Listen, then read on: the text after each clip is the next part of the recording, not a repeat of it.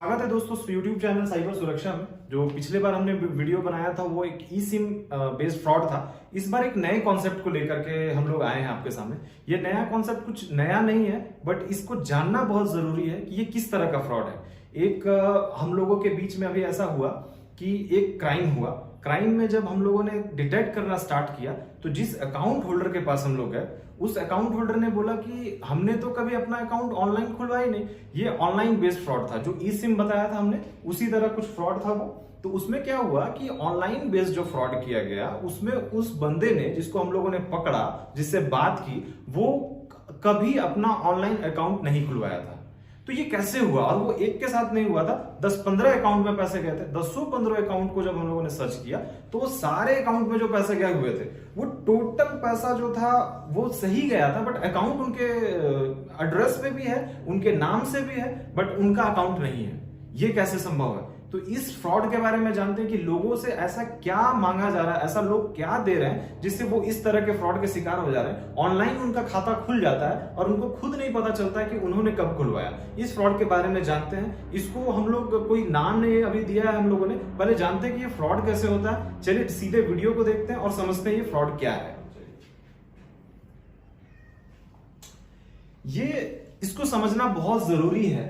ये apply now के कुछ हमने बैंक्स के नाम दिए हैं, HDFC, standard chartered, IndusInd bank, तो DBS बैंक। ये कुछ बैंक हैं जो अभी लॉकडाउन के पीरियड में, या कुछ बैंक पहले से भी आधार लेकर के, आधार कार्ड लेकर के और पैन लेकर के, ये कुछ बैंक्स थे वो अकाउंट खोलते थे ऑनलाइन। लोगों को जाने की जरूरत नहीं है। कोरोना के टाइम पे बहुत सारे अकाउंट खोले, फ्रॉड भी बहुत हुआ। देखते हैं कि किस तरह से लोग ऑनलाइन अकाउंट खुलाते हैं और क्या होता है, क्या कुछ होता है जिससे वो फ्रॉड के शिकार हो जाते हैं। उनकी कोई गलती नहीं होती है, ये एक आम आदमी की इसमें कोई गलती नहीं है, लेकिन चूंकि वो कुछ चीज शेयर करते हैं, किसी बात में फंस के, सोशल इंजीनियरिंग में फंस के, साइबर फ्रॉडस्टर के बात में फंस के, तो हम लोग देखते हैं वो क्या करता है। देखिए, ये इंडसइंड बैंक का आधार कार्ड नंबर मांगा और ये पैन कार्ड नंबर मांगा। एक बैंक है जो यस बैंक का है, इसमें पैन नंबर मांगा, आधार नंबर मांगा। उसी तरह ये आप देख सकते हैं IDFC का है, full name, mobile number, email address लिखा हुआ है यहाँ पे नीचे, keep your Aadhaar, pan and other bank account details ready, और इसके बाद नेक्स्ट करना है। तो इस तरह से इसको भी देख सकते हैं आप। RBL बैंक का है, RBL बैंक में भी क्या लिखा हुआ है कि आपका आधार एंड पैन चाहिए, choose variant account, personal detail और यू आर रेडी। तो ये एक सर्विस जो है डिजिटल इंडिया को बोल लीजिए, या फिर लोगों को सुविधा देने के लिए बैंक ने बनाया। लेकिन उसमें क्या होता है, आइए देखते हैं ये किस तरह से फ्रॉड होता है। इसको समझना बहुत जरूरी है कि ये क्या है, क्या कुछ है। नेक्स्ट चलते हैं। देखिए, इसको समझना बहुत जरूरी है कि क्या ये जो फ्रॉडस्टर अकाउंट है ये आपके नाम पे है क्या। इसमें क्या होता है इसको समझते हैं। एक फ्रॉडस्टर है, फ्रॉडस्टर ने क्या किया कि कॉल किया, कॉल करता है, वो व्यक्ति स्टेट 1 में बैठा है, ये एक विक्टिम 1 हुआ। उसी तरह उसने क्या किया, स्टेट 2 में बैठे एक व्यक्ति को कॉल किया, उस अलग अलग लोगों को कॉल करता जाता है, स्टेट N में बैठे एक व्यक्ति को कॉल करता है। अब क्या हुआ, जब इनसे कॉल किया तो इनका क्या किया, इनसे मांगा वो पैन कार्ड, आधार कार्ड और आधार इनेबल्ड OTP। जब आप आधार, कभी आपने आधार बनवाया होगा तो उसमें आप एक नंबर डाले होंगे, वो नंबर को वो मांगता है। अब क्या कुछ होता है, उसके बाद ये क्या करता है कि ये एक बैंक का अकाउंट जो है, फ्रॉडस्टर मोबाइल नंबर, ये अपना मोबाइल नंबर यूज करता है उसमें। जो फ्रॉडस्टर उस समय क्या हो रहा था कि फ्रॉडस्टर जब एक ऑनलाइन ओपन करता है अकाउंट, पहले स्लाइड में आपने देखा कि किस तरह से उसने ओपन किया। उसने ओपन करने के बाद जब आधार और पैन है, वो आधार और पैन आपका डालता है। आधार पैन जब आपका डालेगा और वो अपना मोबाइल नंबर डालता है। जब आधार पैन आप ऐड करोगे तो आपसे आधार में जो आपने मोबाइल नंबर दिया है वो आपसे मांगता है। वो क्या करता है, फ्रॉडस्टर आपको कॉल किया हुआ है, फोन में फंसा के रखता है, वो आपसे मांग लिया। मांगने के बाद वो क्या किया कि वो अपना मोबाइल नंबर इसमें डाला, अपना मोबाइल नंबर डाला। फ्रॉडस्टर ने मांगा आपसे अपना नंबर और उसने अपना नंबर मांगा। अब वो क्या करेगा कि आपके नाम पे एक अकाउंट खुल जाएगा, फोन नंबर जो होगा उसी का होगा। जैसे ये अकाउंट्स है, विक्टिम्स की आइडेंटिटी पे ये अकाउंट खोला, और ये ऑनलाइन जो अकाउंट खोला गया है फ्रॉडस्टर, वो क्या किया कि फ्रॉडस्टर ने ऑनलाइन अकाउंट जो खुला, वो बैंक जो अकाउंट है ये विक्टिम के नाम पे वो अकाउंट है, बट मोबाइल नंबर इसका है। अब कुछ भी मैसेज जाएगा, कुछ भी OTP जाएगा, वो इनके पास जाएगा, इस फ्रॉडस्टर के पास जाएगा। ये फ्रॉडस्टर फिर क्या करेगा, जो ये बैंक अकाउंट्स है इसमें अलग अलग लोगों से पैसे ठगेगा। पैसा ठगने के बाद ये अलग अलग चैनल में ये फिर फर्दर ट्रांसफर करेगा। ये इस बैंक से इस बैंक, इस बैंक से इस बैंक, इस बैंक से इस बैंक। इसमें क्या होता है कि मल्टीपल ट्रांजेक्शन्स दिखते हैं, तो हमें ये लगता है कि ये जो बैंक अकाउंट है ये बंदा जो है इसके नाम पे खुला हुआ है। क्राइम होगा, साइबर फ्रॉडस्टर क्राइम करेगा, अपने मोबाइल नंबर को दे करके हम इसे पकड़ेंगे। हम जब इसे पकड़ेंगे फिर ये क्या करेगा, ये बताएगा कि हमने तो ऐसा कुछ खुला ही नहीं, जबकि इस बंदे ने सिर्फ एक गलती करा। वो गलती आपको नहीं करना है। वो उसने गलती क्या किया, पैन, आधार और आधार इनेबल्ड ओटीपी उसने दे दिया। ये बहुत सिंपल सा फ्रॉड है, इसको समझना बहुत जरूरी है। ऑनलाइन आप कभी अगर खुलवाते हैं तो आप अपने दम पे खुलवाइए, आप खुद उस पर अपना नंबर डालिए। आपको पता होना चाहिए कि वो एक आपको मैसेज भी आता है और वो मैसेज आपको लगेगा कि बैंक के पदाधिकारी कर रहे हैं। बैंक के पदाधिकारी कभी भी ओटीपी, आधार, उस तरह के नंबर नहीं मांगते। आपको ये झारखंड पुलिस ही नहीं, हर जगह के पुलिस जहां भी अवेयरनेस होता है वो इस बात को जरूर ध्यान रखती है कि आपको किसी भी तरह का कोई भी आधार, पैन या फिर आपका कोई भी मोबाइल नंबर, ओटीपी अगर आप शेयर करते हो तो आप ठगी के शिकार होते हो। बहुत सिंपल सा, इसने कुछ भी नहीं करा। इसने क्या किया, अलग अलग स्टेट में बैठे लोगों से कॉल करके उनका आधार, पैन और ओटीपी जो आधार पे आता है वो मांग लिया और अपना मोबाइल नंबर डाल दिया। अपना मोबाइल नंबर डाला, इनके नाम पे बैंक अकाउंट खुलवाया। बैंक अकाउंट खोल के अलग अलग ट्रांजैक्शंस जो है म्यूल अकाउंट में उसने कभी कोई परचेसिंग कर ली, शॉपिंग कर ली। हम जब पकड़ने जाएंगे तो हम इस विक्टिम को पकड़ेंगे। अब ये विक्टिम के को पता ही नहीं है कि उसके नाम पे कोई अकाउंट भी है। तो ये हमारे केस में हुआ था। अब योनो लाइट, अब क्या है कि इसको समझना बहुत जरूरी है कि ये एक ऐप है, ये कोई प्रमोशनल वीडियो नहीं है। योनो लाइट आपके ऊपर है, आप अगर यूज करते हो तो उसमें एक फंक्शन होता है जो बताने के लिए हमने आपको ये दिखाने की कोशिश की है। दो एप्स हैं, योनो के लाइट है, एक योनो एसबीआई है। दोनों ऐप अवेलेबल है प्ले स्टोर पे। इसमें एक फंक्शन है जो मुझे अच्छा लगा तो मैं सोच रहा हूं कि आप लोगों को बताऊं। इसको जब आप योनो लाइट के आप सर्विसेज में जाते हैं तो आपको एक ऑप्शन देता है सर्विसेज का। इसको जैसे आपने क्लिक किया उसके बाद आपका आता है मैनेज डेबिट कार्ड, जो आपका कार्ड है उसको यहाँ पे अलग अलग तरीके से ऑफ ऑन किया जा सकता है। मतलब आपने पैसे निकाले, पैसे निकालने के बाद उसे आप ऑफ कर दिए। आपका एटीएम कार्ड क्लोन भी अगर हो जाता है तो वो यूज नहीं कर सकता है अनलेस कि आप यहां से उसको ट्रांजैक्शन को ऑन करें। यहां पे आप मल्टीपल अकाउंट रख सकते हैं, domestic usage, international usage, ATM transactions, ये सारा आप ऑफ ऑन कर सकते हैं। ये आपका फंडा बहुत क्लियर होना चाहिए कि आप अपने कार्ड को ऑफ ऑन कर सकते हैं, जिससे आपका फ्रॉड होने से बच सकता है। ये योनो लाइट है, आपको दूसरा दिखाता हूं। ये है आपका योनो ऐप, सिंपल, दोनों ही योनो के ही हैं। वो लाइट था, ये इसमें फंडा है कि सर्विस रिक्वेस्ट है। सर्विस रिक्वेस्ट में आप मैनेज कार्ड करते हैं, इसमें भी आपको उसी तरह के प्रोविजंस है like ATM debit card transaction. इसको आप ऑफ ऑन कर सकते हैं। इसको आप ऑफ ऑन कीजिएगा तो आपका कार्ड जो है ट्रांजैक्शन नहीं होगा। आपका कार्ड का ट्रांजैक्शन तभी होगा जब आप इसका परमिशन ऑन कीजिएगा।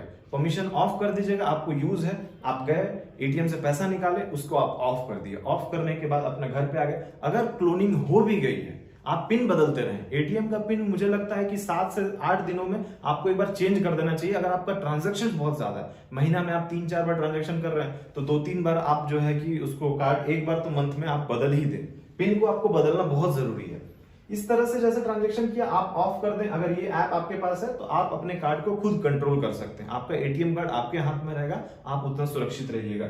आप किसी से इंफॉर्मेशन अगर शेयर करते हैं तो आप फंसने के चांसेस हैं। अगर इस ऐप के बारे में आपने अच्छा सुना तो इसका एक डिमेरिट भी मैं आपको बताऊंगा कि क्या कुछ होता है योनो से रिलेटेड ऐप। आपने डाला, एटीएम कार्ड बंद कर दिया, कहीं कोई दिक्कत नहीं।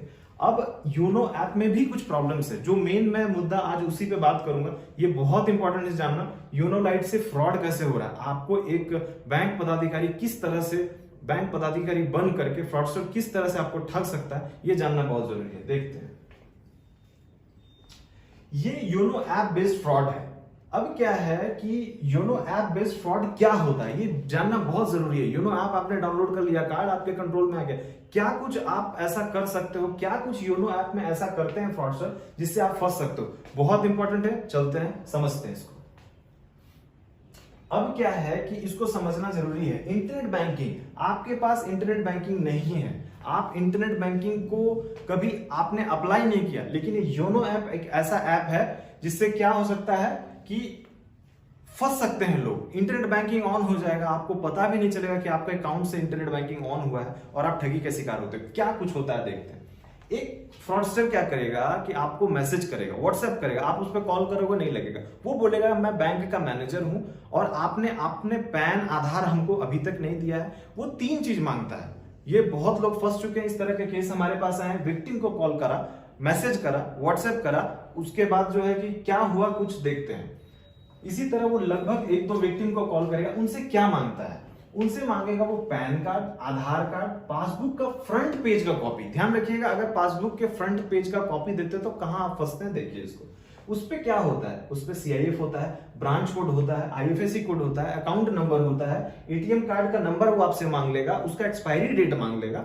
आप ये सारा कुछ देते हैं, उसके बाद क्या होता है कि वो एक ऐप इंस्टॉल करेगा। वही ऐप जिसके बारे में मैं अभी पॉजिटिव बता रहा था, ये फ्रॉडस्टर उस ऐप को इंस्टॉल किया। इंस्टॉल करने के बाद वो क्या करता है कि वो इस पे एक इंटरनेट बैंकिंग का ऑप्शन ऑन करता है। वो क्या होता है समझते हैं। उसके बाद वो क्या करेगा कि इस पे ये लॉगिन कर लेगा, आपका ये सारा डिटेल लेकर के वो लॉगिन कर लेगा। लॉगिन के लिए ये बेसिक डिटेल वो मांगता है। तो बेसिक डिटेल मांगने के बाद फ्रॉडस्टर क्या करता है कि योनो ऐप में क्या करेगा, इंटरनेट बैंकिंग स्टार्ट करने का परमिशन लेगा। ये सारी बेसिक जानकारी दे करके वो अपना एक प्रोफाइल पासवर्ड बनाता है।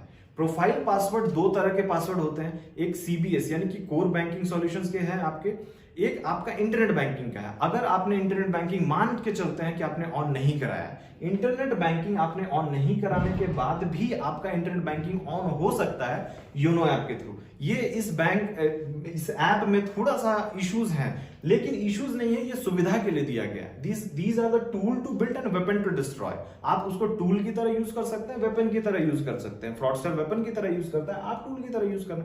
लेकिन इसको समझना बहुत जरूरी है कि फ्रॉड हो कहां रहा है। आपसे एक कस्टमर केयर बनकर के, कस्टमर केयर बैंक का पदाधिकारी बनकर ये फ्रॉडस्टर ने क्या किया, आपसे डिटेल मांगा, आपने दिया, उसने ये बेसिक जानकारी ली, उसने आपके प्रोफाइल को चेंज कर दिया। एक प्रोफाइल बनाया, प्रोफाइल का पासवर्ड चेंज हो गया। आप इस बात को समझ लें कि आपका जो इंटरनेट बैंकिंग का पासवर्ड है, प्रोफाइल पासवर्ड है, वो अलग हो सकता है मोबाइल नंबर पे। वो आपका, अगर आप कार्ड से ट्रांजैक्शन करते हैं या फिर बैंक से ट्रांजैक्शन कर सकते हैं, उसमें जो रजिस्टर्ड मोबाइल नंबर है वो अलग हो सकता है। ये इसमें एक फीचर है। इसके बाद क्या होता है, वो बैंक का जो भी अकाउंट है उसमें वो एक्सेस करता है। अब उसके बाद फिर फर्दर क्या होता है कि जैसे इसने बैंक के जो जितने भी अकाउंट है उसमें आपका एक्सेस कर लेगा और वो सारा कंट्रोल ले लेगा। उसमें एक ऑप्शन आता है जिसमें आपका मैनेज राइट जो होता है वो मैनेज करता है। वो सारा कंट्रोल ले लिया, अब आपके अकाउंट से वो पैसा निकालना स्टार्ट कर देगा। ये तब डिफिकल्ट ज्यादा हो जाता है जब ये पेंशनर और रिटायर्ड जो पर्सनल होते हैं उनका मांगता है। अभी मैं आपको एक चीज बहुत बेसिक बताता हूं जो मुझे भी जानकारी नहीं थी। SBI के किसी एक जानकार व्यक्ति ने मुझे बताया कि जो पेंशनर होता है उसका जहां अकाउंट होता है, उनके अकाउंट में एक फैसिलिटी लोन का होता है। वो जो लोन का फैसिलिटी है वो सभी के अकाउंट में नहीं होता है। वो बैंक को भी नहीं पता होता है कि वो किसके अकाउंट में कितना लोन मिल सकता है। ये क्या होता है कि एक रीजनल बैंक होते हैं और उसके ऊपर के जो हेड ब्रांच होते हैं वो डिसाइड करके हर मंथ का एक लिस्ट भेजते हैं कि आप इनको योनो ऐप के थ्रू बिना किसी कोलेटरल के आप उनको एक एज अ लोन दे सकते हैं। वो अप टू 10 लाख तक जा सकता है। इट मीन्स कि अगर मान लीजिए आपका कहीं कोई पेंशनर अकाउंट है, वो 25,000 से लेकर के 10 लाख तक का अकाउंट में आपका अमाउंट जा सकता है। अब ये क्या सिस्टम है समझिए। जो 25,000 अमाउंट है, एक बार ट्रांजैक्शन करने के लिए जब फ्रॉडस्टर अगर आपका वो उस ऐप पे कंट्रोल कर लिया, इंटरनेट बैंकिंग चला लिया, किसी व्यक्ति के पास इंटरनेट बैंकिंग वो नहीं है, फिर भी वो चूंकि यूनो में आप ये बेसिक जानकारी देते हैं और उसके बाद क्या होता है कि वो इंटरनेट बैंकिंग चला लेता है। इंटरनेट बैंकिंग चलाने के बाद वो क्या करेगा कि आपका लोन वाले अमाउंट में जाता है। लोन अमाउंट जो है वो 10 लाख तक आप ले सकते हैं। वो 10 लाख किसी को नहीं पता होता है कि किसके अकाउंट में कितना पैसा आने वाला है। अब क्या होता है कि वन टाइम जो ट्रांजेक्शन 25,000 का वो कर सकता है। एक बेनिफिशियरी को ऐड करने में 4 घंटे का समय लगता है। अगर 4 घंटे के बाद उसने एक बेनिफिशियरी ऐड किया तो आपके अकाउंट से 1 डे का ट्रांजेक्शन लिमिट जो है वो 10 लाख दिया हुआ है। ये ट्रांजेक्शन लिमिट क्यों है मुझे नहीं पता, बट ये मैंने जब पूछा तो उनके पास भी कोई जवाब नहीं था कि उन्होंने बैंक का एक सर्विस है, एक सुविधा है, असुविधा के लिए नहीं दिया गया। जैसे मैंने बताया tool to build and weapon to destroy. तो उनका क्या हुआ, अकाउंट से पैसे निकल गए, 10 लाख रुपए उनके पास आए। 10 लाख के बाद आपकी किस्मत बहुत अच्छी है कि आप उस पेंशनर में, आप उस रिटायर्ड पर्सन में आते हैं जिनके अकाउंट में 10 लाख रुपए एक्स्ट्रा लोन उस मंथ ने SBI ने दिया। अब क्या हुआ कि उसी समय फ्रॉडस्टर ने आपको कॉल करा, आपसे 10 लाख, तो आपके अकाउंट में मान लीजिए 10 लाख पहले से पड़े थे, लोन का अमाउंट 10 लाख था, सारा मैनेजमेंट कंट्रोल राइट्स जो है वो तो ले लिया फ्रॉडस्टर ने, अभी टोटल पैसा वो निकाल लिया आपका, आपके अकाउंट से पैसे की सेंधमारी की गई, आपको पता भी नहीं चला, आपने ओटीपी शेयर किया, आपने बेसिक पैन, आधार और पासबुक का फ्रंट पेज जिसपे आपका फोटो चिपका होता है, ये डिटेल्स होते हैं उसपे, आपने शेयर किया और आपका अकाउंट पूरा खाली हो गया। अब आपको यही नहीं समझ में आता है कि अब विक्टिम हमारे पास आते हैं तो वो बोलते हैं सर कि हमारा तो इंटरनेट बैंकिंग था ही नहीं। इंटरनेट बैंकिंग ऑन करने के लिए बेसिक रिक्वायरमेंट जो है आपने तो फ्रॉडस्टर को दे दिया। आप कुछ भी शेयर ना करो, आपके साथ कुछ घटना घटती है, कुछ चीज होता है, ये बहुत बेसिक क्राइम है। योनो ऐप के थ्रू जो क्राइम अभी हो रहे हैं, ये बहुत लेटेस्ट ट्रेंड है, बहुत लोगों को नहीं पता होता है उनका इंटरनेट बैंकिंग, वो बैंक पे क्लेम करते हैं, उनको लगता है बैंक के पदाधिकारी इन्वॉल्व है। इस बारे में तो मैं कुछ बोल नहीं सकता कि किसकी इन्वॉल्वमेंट है अनलेस की कोई इन्वेस्टिगेशन हो, बट अगर इस पे जो आप बेसिक रिक्वायरमेंट जो आपको जानकारी दी जा रही है वो आप अगर किसी से शेयर करते हैं तो आप फ्रॉड का शिकार हो जाते हैं। अगर मान किसी भी तरह के कोई आपको असुविधा होती है, आपको लगता है कि मेरा अकाउंट से अचानक से पैसा निकलने लगा, हम क्या करते हैं इंटरनेट पे गूगल सर्च करते हैं, गूगल सर्च करने के बाद हम क्या करते हैं उसको एक उसका टोल फ्री नंबर मिलता है, जो कि आजकल एक नए तरीके का कस्टमाइज्ड फ्रॉड है, उसके बारे में नेक्स्ट वीडियो में बताऊंगा कि किस तरह से कस्टमाइजेशन वाला गूगल का फ्रॉड आ गया है, जिसपे आप गूगल पे सर्च करते हो तो एक जो नंबर आता है उस पर टोल फ्री नंबर सोच के आप कॉल करते हो, वो फ्रॉडस्टर का नंबर होता है। हमने कुछ टोल फ्री नंबर को अपने वीडियो में दिखाने की कोशिश की है, उसके बारे में आपको दिखाता हूं।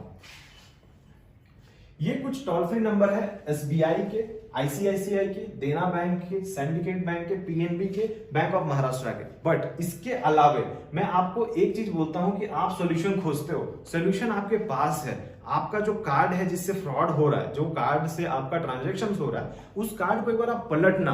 बहुत लोगों को ये नहीं पता है, इस कार्ड को जब पलटते हैं तो उसके पीछे turn back your card and find solution, इसमें क्या है कि आप जब पलटोगे तो उसके पीछे एक टोल फ्री नंबर होता है। लोगों को यही नहीं पता होता कि वो टोल फ्री नंबर खोजे कहां से। इमीडिएटली उसके पीछे एक टोल फ्री नंबर होगा, एसबीआई ने दे रखा है, बहुत अच्छा है, 1800-425-3800। ये नंबर हमेशा एसबीआई कार्ड के पीछे लिखा होता है, आप उसे कॉल करो। कॉल करने के बाद आप जो है कि उस पर अपना रिक्वेस्ट कर सकते हो। योनो ऐप में भी बहुत सारे ब्लॉक करने का ऑप्शन है, आप उसका इस्तेमाल करो और इस तरह से आप फ्रॉड होने से अपने आप को, फ्रॉड का शिकार होने से अपने आप को बचा सकते हैं। बचने का उपाय मैं आपको जो पिछली वीडियो में बताया था, आपने अगर नहीं देखा तो जाकर के उससे देखें, बचने के उपाय इसके भी वही हैं जो पिछली वीडियो में बताया था। फिर भी एक जो मेरा टैग लाइन है जो मैं बताता हूं कि कुछ भी शेयर करोगे आप फंसोगे।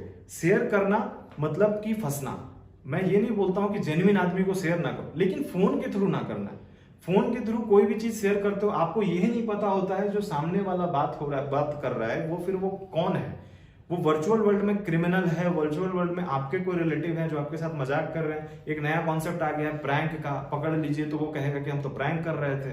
तो ये इस तरह से पुलिसिंग सिस्टम में बहुत ही ज्यादा जानकारी आपको रखने की जरूरत है। हम लोग भी रखते हैं, हम लोग भी इस चीज को समझे कि फ्रॉड हो क्या रहा है, और उस लेवल पे फ्रॉड रोकने को ले जा रहे हैं जहां पे फ्रॉड को हम जो भी फ्रॉडस्टर हैं उनसे हम जानकारी लेना पड़ रहा है कि उस तरह से जो भी फ्रॉडस्टर है उनसे हमको जानकारी मिलती है कि हम इस तरह से इनको ठगे, इन्होंने हमको सारा कुछ इन्फॉर्मेशन दिया था, गलती तो इनकी भी है। ऐसी बात नहीं है, आपने इन्फॉर्मेशन शेयर किया, आपकी गलती नहीं है, बट आपको अवेयर होना बहुत जरूरी है। आप कोई इन्फॉर्मेशन शेयर ना करें, आप जितना इन्फॉर्मेशन कम से कम शेयर करेंगे इन मामलों में आपका पैसा उतना सुरक्षित रहेगा। जय हिंद, जय भारत।